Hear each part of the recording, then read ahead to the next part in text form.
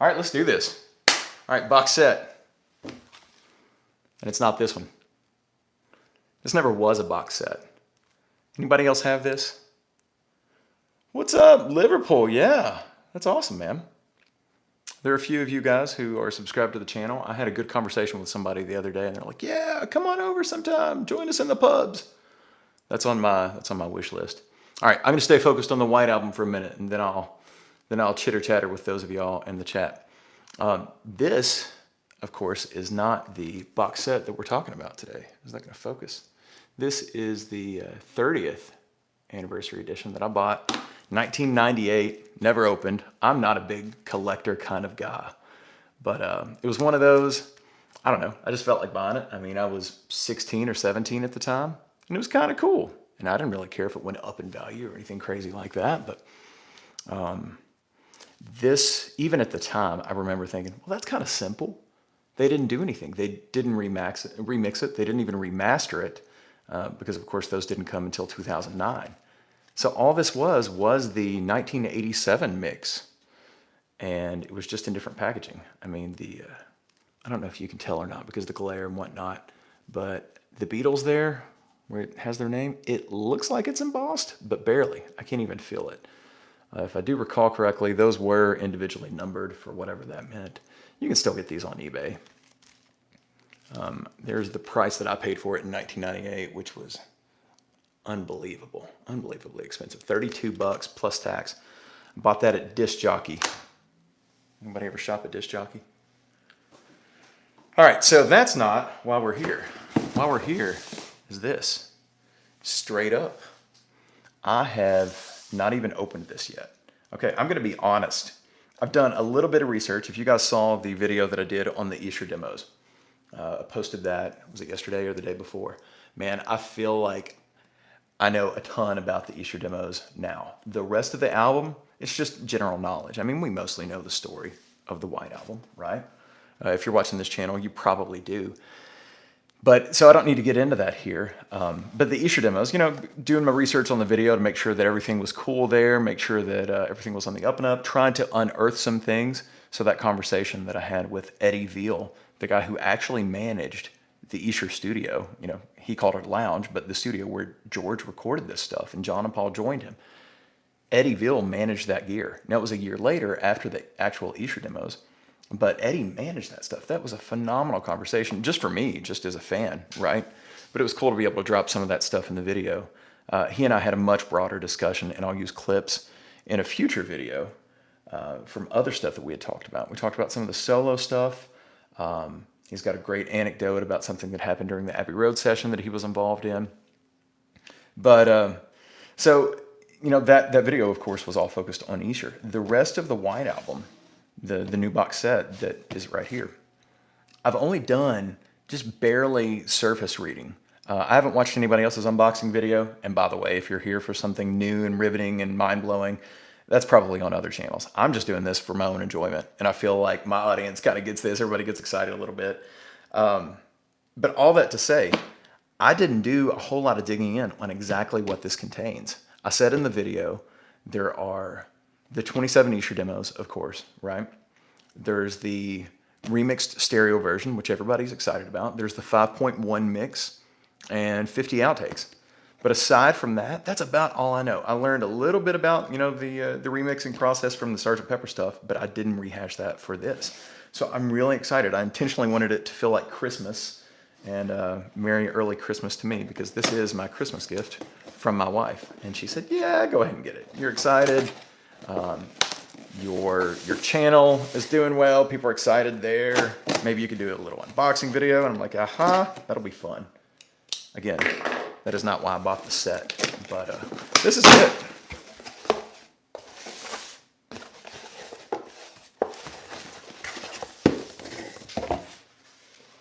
So now we get to unbox a box, apparently.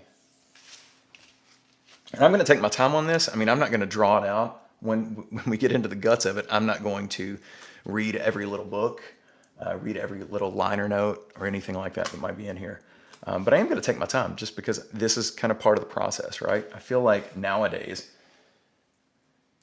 even this box set already, you can go listen to it on Amazon Music or Apple Music or Spotify or whatever. It's already out there. Even the demos, even the stuff, even the outtakes, they're already out there. So if you want to, holler at Alexa and tell her to go ahead and play everything for you. But for me, and I'm not a huge vinyl purist or anything like that, but I really like the physical aspect. It's just kind of a nerdy thing, probably a relic from my age. I'm not quite Gen X, but I'm close enough. First thing I noticed right here, I'll try to hold it. I don't know if y'all will be able to see it. Made in Germany. It's kind of cool. Kind of cool. All right, we'll jump in. The unboxing of a box.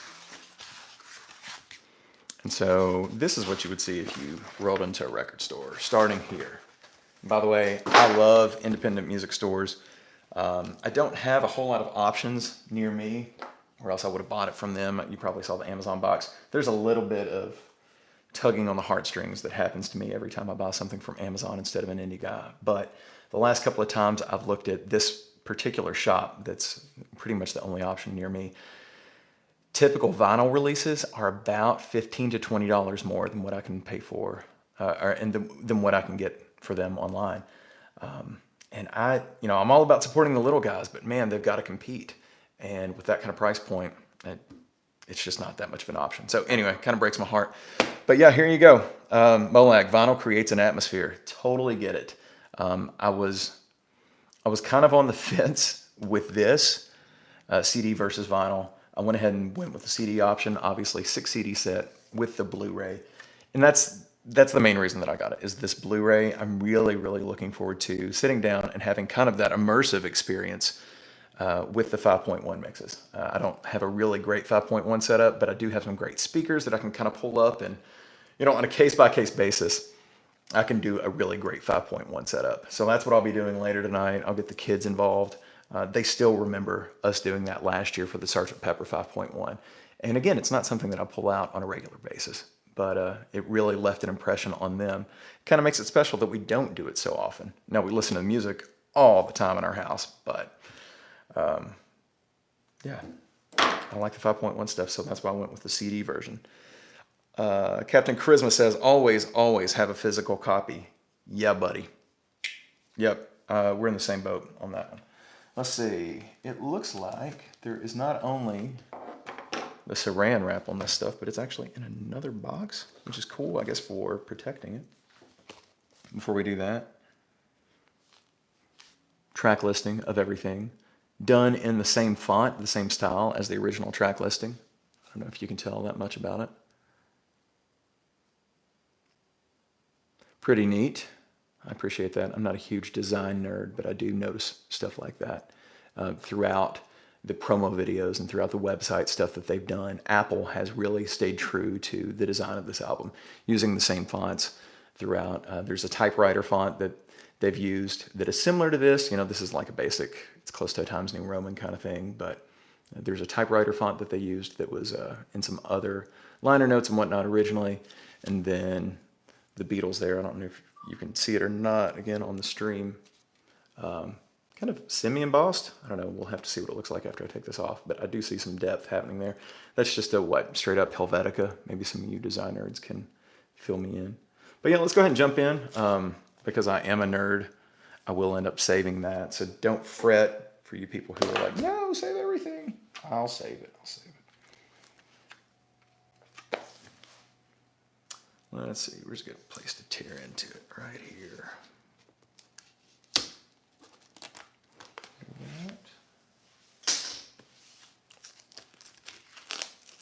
What's up, Alex? Jumping in on the chat.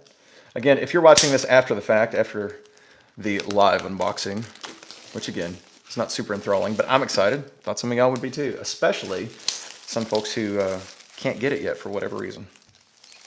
Oh, there you go. I just tore the sticker that I said I wouldn't tear. Oh well, it's just the barcode. I will put that off to the side. But yeah, I'm excited about it. Not that everybody has to be. Oh, this is cool. This is super cool. All right, so this thing that I thought was like just a laminate protecting the book, it's actually a slipcase. Watch this.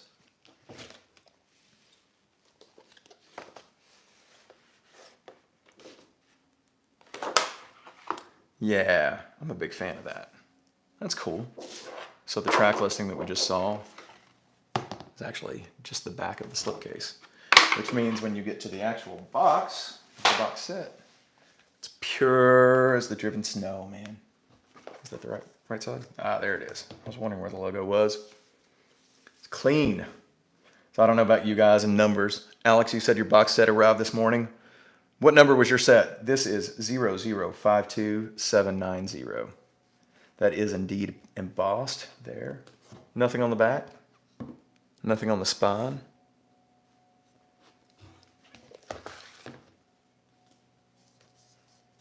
All right, so we go straight in.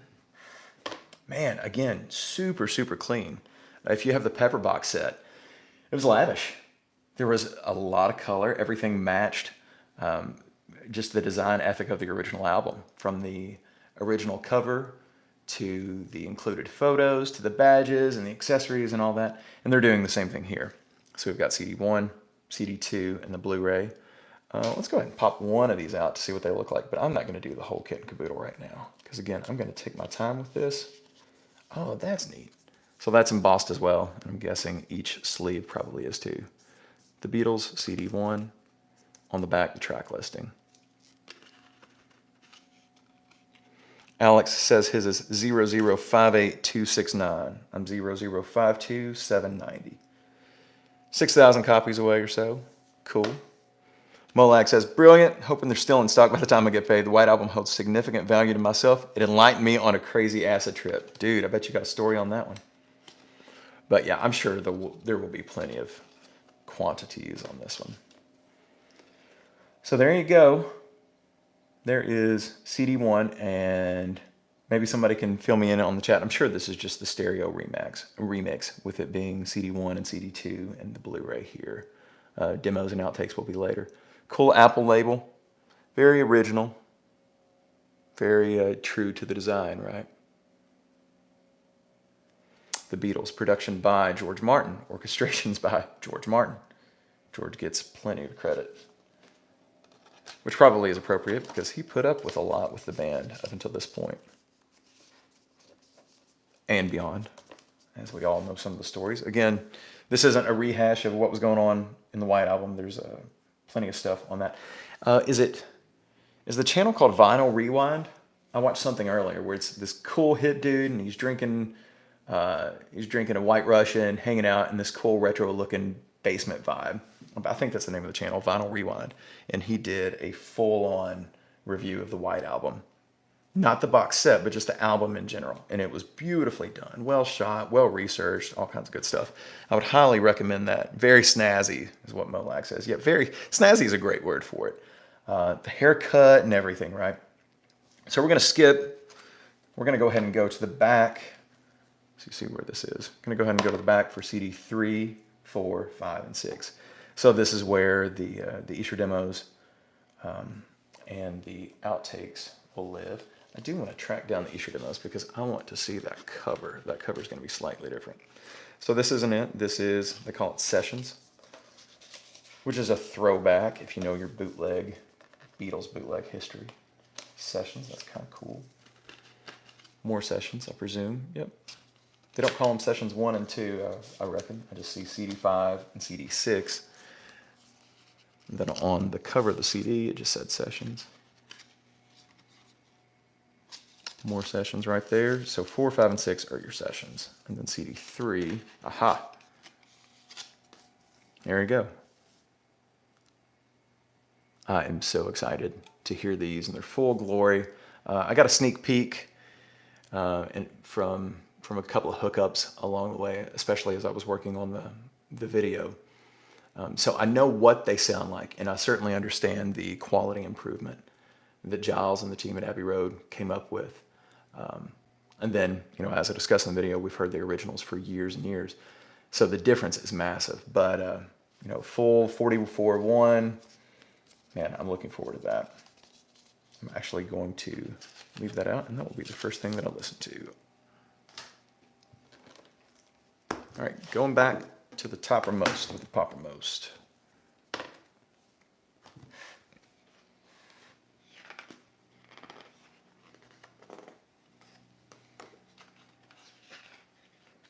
iconic shots.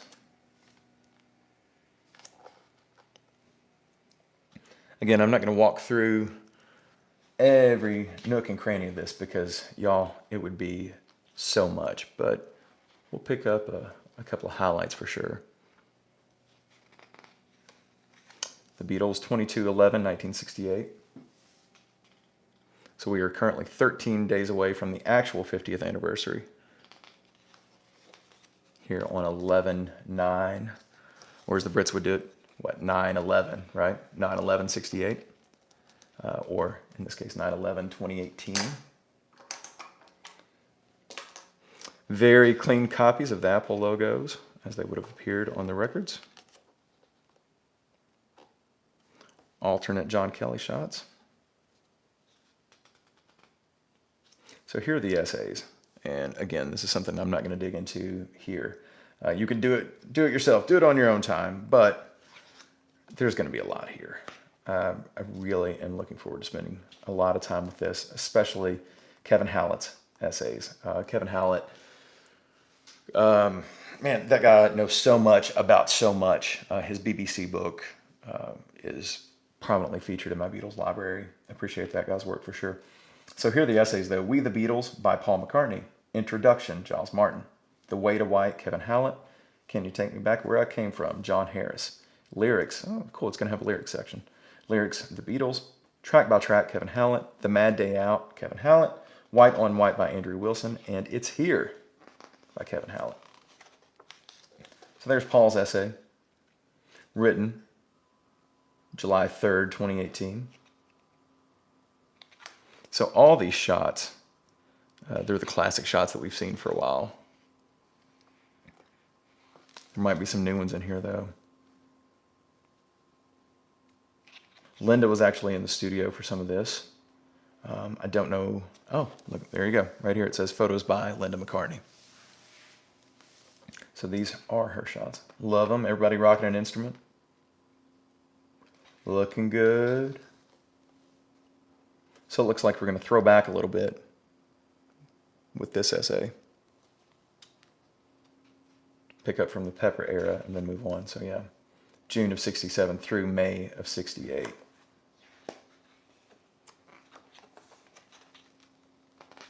All you need is love shots, India shots, some great ones. So I think these are these new? These might be new to fans anyway. It says photo copyright Harrison family. So it looks like Olivia pulled those out of the archives, which is fantastic. These are Paul's personal notes, is what this looks like, because I see the lyric sheets, and you may not be able to see them on the stream. I would zoom in if I could, but there's only so much I can do on a little live stream like this.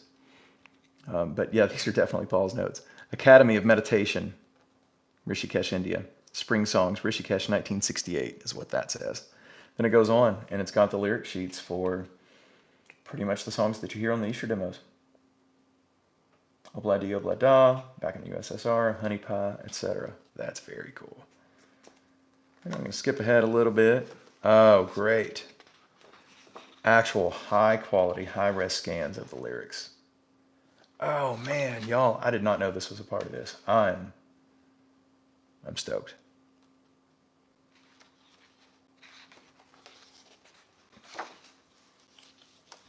This is cool too. This is something that is a nice little touch. The paper here, and you can probably see kind of the faux binding that's happening there in the middle. That's just printed on. That's not the actual binding, plastic binding, comb binding. But the paper grade is different here. It's glossy here, and it's really matte, which is perfect. You can actually probably see that here on the live stream where you see a lot of gloss happening here. Then if I do the same thing here, different grade of paper. Fun.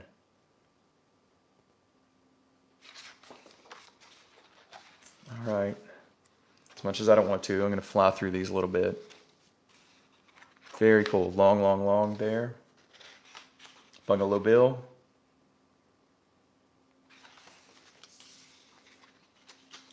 Julia.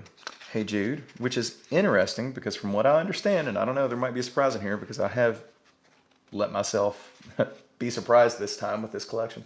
But I don't believe there are any Hey Jude outtakes or demos or anything like that included in this collection. Now with the Sgt. Pepper collection, we got Penny Lane and Strawberry Fields, kind of because that was the direct precursor to Sgt. Pepper.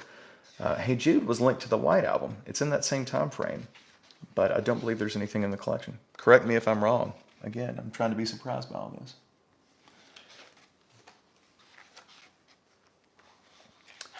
So Hallett does a track-by-track analysis. Kind of Lewison style is what this looks like. Oh, yeah, heavy recording details. So here's While My Guitar Gently Weeps. Recording details, version 1, version 2, version 3. This is great. This is the deep stuff that the nerds really appreciate, you know? I wish I could find a better word than nerds. Nerds, diehards, whatever you want to call us. Winston says, lots of unused white margin areas. Yeah, I was noticing the same thing. Lots of white space, which would be appropriate here, right?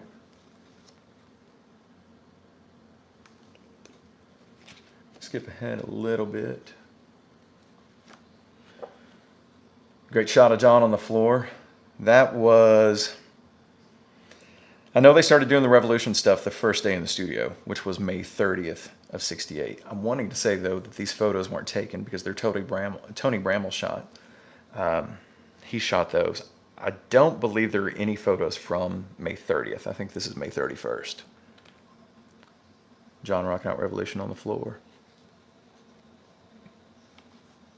Wonderful photos. I mean, everything is super high res, super high quality.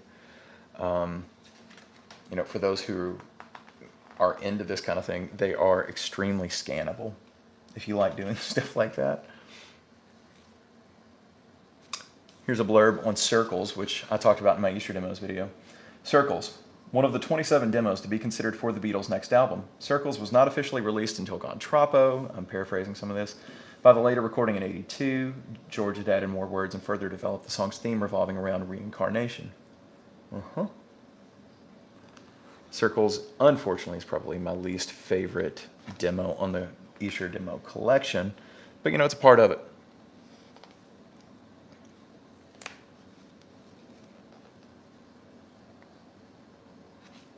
Fantastic, fantastic shots from the Mad Day Out, right? Okay, I hadn't seen a copy of this before. Again, this is one of those that I'd zoom in if I could. In my Easter Demos video, I started with a decently high quality picture of Ringo's actual copy that just recently sold.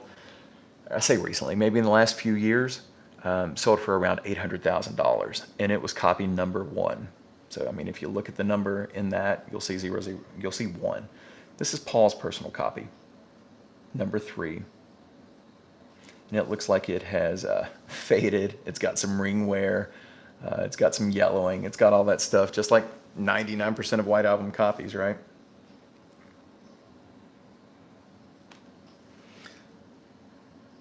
Winston asked about the white margin areas, talked about those a second ago, but says now, on the other hand, maybe those lyrics pages were printed in original 1:1 scale. I don't know. That's a great question. I'll go back to them.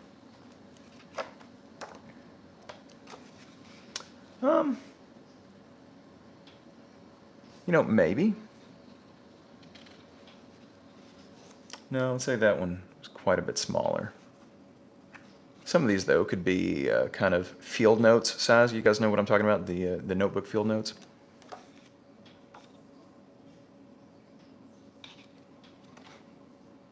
Yeah, through the lyrics. Those lyrics are super cool. I'm going to spend a decent amount of time with those. See if there's any, you know, alternate words, phrasings, that kind of thing that were changed along the way. Now we're into how they were promoting it. Great EMI box shot there. And similar to the anthology book, kind of an Easter egg note from John towards the end.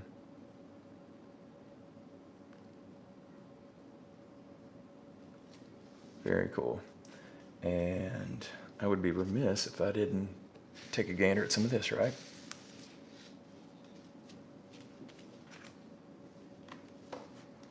Close this and put it off to the side for thorough review later. Here are the extras. Now, I would be curious. I do not have an original 68 copy, but I would be curious if the quality on these is similar to the 68 version, or is it nicer paper? Is it nicer everything now? The shots, they look great. Nice thick paper, suitable for framing if you're into that. Then the poster. I hope by now that you guys have seen the Glass Onion video, because it's beautiful. It's amazingly well done. I'm gonna bend out these creases just a little bit so that I can more easily open up the poster. But the Glass Onion video, we don't have to spend a whole lot of time on this, but the Glass Onion video brought this poster to life, and there's no way that I can zoom out or zoom in appropriately enough for you to see this. But it's not going to be anything that you haven't already seen before for you diehard fans. If you're new, or if you're a younger fan, maybe you didn't know, this poster came with the original copies, and then now, of course, reproduction. Very, very high quality, nice thick paper, lyrics on the back. Yeah. Cool pastiche of photos, some new, some old, that didn't really appear elsewhere. Cool shots right here towards the bottom of Neil Aspinall, Brian Epstein. But yeah, very neat. Flip it over and look here. Lyric sheet, no surprise. No surprises here in general. Molak says, going to watch the Glass Onion video now. It's got a lot of references to Where I Live in that song. Yeah, man. Maybe you can fill me in. What's the Cast Iron Shore? Is that a locale? Is that a nickname for something? That's something I've never really done research on.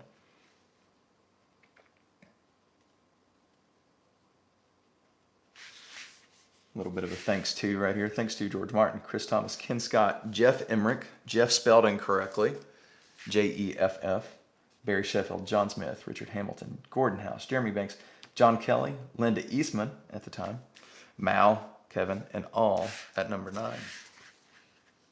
Right on. Very cool.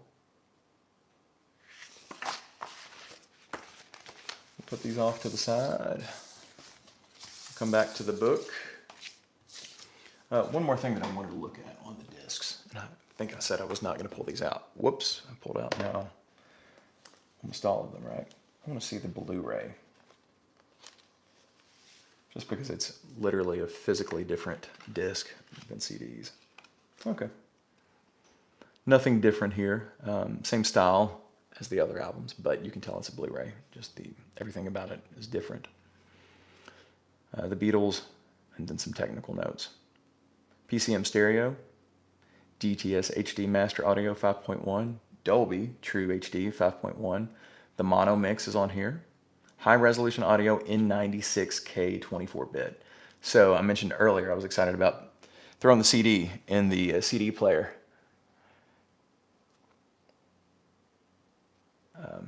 This will be the way that I will want to listen to it though on my bookshelf speakers. All right, let's see, is this still going? It hung up on my little monitoring screen.